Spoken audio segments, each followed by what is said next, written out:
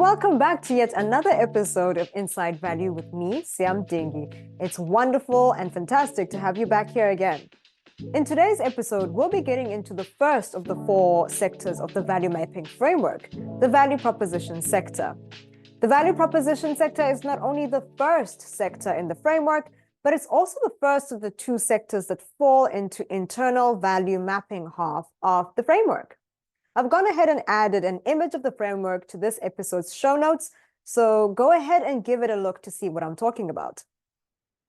Within the value proposition sector, you examine the strength and the applicability of your value proposition and the value opportunities that arise from it. In value innovation, this sector is pretty crucial, and we'll be going over why exactly the value proposition is so important, both for your business and nonprofit organization specifically, and within value innovation as a whole, and delving into the type of thinking you should be holding when mapping value opportunities that are connected to your value proposition. Firstly, what even is the value proposition? If we circle back to our definition of value, value means providing your offering to your client or stakeholder in a way that is meaningful to them, which is to say, that meets their value needs. The value proposition then is the statement that you give to them to express the value that you can offer your client or your stakeholder. This may make you think of an elevator pitch, but in actuality, the value proposition is included within an effective elevator pitch.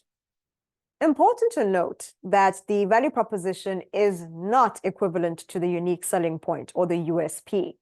The USP describes the product or service itself and why the offering itself is a great buy.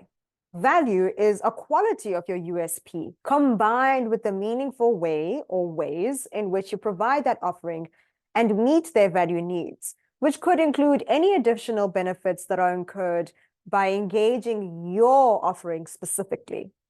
These benefits could be anything: additional products or services, connections gained via engaging your offering, a reduction of admin, the ease of use, etc.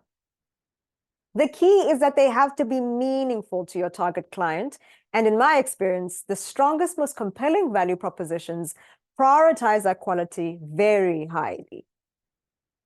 Already the importance of the value proposition reveals itself, right? It's a way of communicating to your client or your target audience that, hey, not only do we have what you want, but we can give it to you in a way that you need, which of course drives them to engage with you, be it buying or donating or volunteering. But that's not the only way that the value proposition shines and works. In fact, it can become a very powerful operational tool to have at your disposal. And this is how.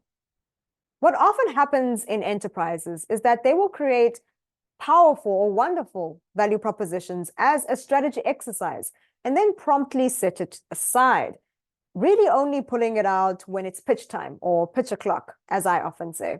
But there is a way to use it in your day-to-day work. Because your value proposition is a statement of what should be given to your client or your stakeholders, you can actually use your value proposition as an internal checking mechanism to ensure that the internal activities that you're undertaking in your business or nonprofit are actually delivering the value that you're promising in every part of your operations. So, for example, your car part manufacturing business's value proposition is on time, on scope, no flaws. But you discover that your finance team struggles to deliver invoices timeously to the correct person because your invoicing software is way outdated. You see how that might undermine the value that you've promised and the value proposition as a whole. So, your finance director goes shopping for a new invoicing software and can actually tell the people that he's shopping around for that, listen, I'm looking for an invoicing software that delivers on time, on scope, no flaws. It makes his job way easier, doesn't it? He simply rejects anything that doesn't meet the value proposition. The takeaway here is that if a particular activity doesn't end up making it easier to deliver the value that you've promised, or deliver it more powerfully, you now know that it is time to rework that particular activity or remove it completely. In fact, you can scale that all the way up by using your value proposition to set the tone of everything that you do in your enterprise. since your value proposition is the reason that your enterprise exists in the first place. And what I mean by this is designing your processes and activities to be value-driven from the very outset. You begin to ask yourself questions like, if we design this process in this specific way, how does this impact our ability to deliver value? If there's negative impacts, you rework. If there's positive impacts, we amplify. Now, how is the value proposition important to value innovation and value creation specifically? As I'd highlighted in previous episodes, the value proposition is used as the lens through which an enterprise's internal infrastructure and external environment is examined for value creation opportunities. A good way to make sense of this in your mind is to see that within value or innovation, the consistent question that is asked is, given that our value proposition is XYZ, what is available in our internal and external environment that we can use, leverage, or eliminate to deliver our value or improve the delivery of that value? Another way to look at the same question is to see it as, given that our value proposition is XYZ, what are the value creation or delivery implications of this opportunity that we've just spotted? I've had clients who, when I've explained this to them, had an aha moment that was like, oh, so this is like a brainstorming technique. And I say, yeah, but also not quite. So you know that part of strategy development where everybody's brainstorming, throwing around ideas, and somebody says, there's an opportunity that we have here. And somebody else pipes up and says, well, what are the barriers to entry? What are the economic factors connected to that opportunity? Like with Pastel, right? Likewise, in value innovation, someone can say, hey, there's an opportunity that we spotted here. And someone else says, what are the value creation implications of that opportunity? How does this opportunity interplay with our value proposition? That is, how does it impact the value that we want to deliver? Now, we've discussed the value proposition as a concept and how to apply it within operations. But how exactly does it work within the value mapping framework? How do we use it when we're doing value mapping, which, remember, is the act of uncovering value opportunities where they lie in your internal and external environment?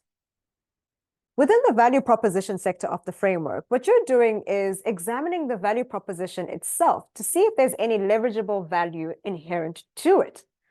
There's a whole lot of questions in a large variety that you can and should ask yourself to uncover that value. Some of those questions may be, is our current value proposition clear? Does it fully and clearly represent our enterprise's objectives? Does it make sense? Is it unique? And I really want to emphasize the unique point.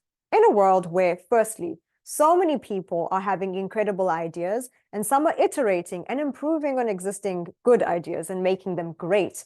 And secondly, where consumers and donors are hungry for new, exciting offerings that get them excited to buy or engage, that really make them feel something. Delivering a unique value, and by extension, having a unique value proposition, is an absolute goldmine. Another very good question that you can ask within this sector is, does the value proposition truly communicate the value we want to the audience that we want? I've had an instance where a previous client that we worked with had said that their value proposition was so clear, but they kept getting engagement and requests from people that they didn't really want to sell to or that they couldn't sell to, more than they would get from their preferred client base. Now, when they said that, to me, that pointed to two places within their internal operations. Firstly, what was their marketing saying? And secondly, what was their value proposition saying? And this was because ideally, your marketing is informed by your value proposition, because marketing tells, it communicates, it shares what's already there. But in engaging with this particular client, when we looked at their marketing, it became apparent that everything was really consistent. There was no muffled or confused messaging. So the next place that I had to look was the value proposition. And at that point, we saw that there was an opportunity to really refine what was being communicated in the value proposition itself. Another really excellent question to ask when you're mapping within this sector is, Does this value proposition make sense given the value that we say or that we think we want to create? Finally, there's one very important question within this sector, and that is our value proposition clear enough for our employees, our stakeholders to understand and contribute towards? This one is vitally important because ultimately your employees do the day-to-day work that actually delivers the value that you're promising. What often happens in enterprises is that the vision and the mission will be very lofty and super aspirational. Meanwhile, the employees just want to know what their job description is, what they have to do on a day-to-day, and then go home. A clear understanding of your value proposition helps your employees contextualize what your enterprise actually does in the enterprise environment. And then it builds that connection between their day-to-day work and the value proposition, and subsequently your vision and mission, because the value proposition is inspired in part by the vision and the mission of your enterprise. So making sure that your employees particularly understand and really connect with the value proposition brings the vision and the mission right into their day-to-day instead of way over there on a document or on a poster someplace. That summarizes what you need to know about the value proposition sector in the value mapping framework that we use in Value Innovation. We've covered what the value proposition is, why it is important, and how it factors in and works within the framework. In the next episode, we'll be getting into the next sector of the framework, business strategy.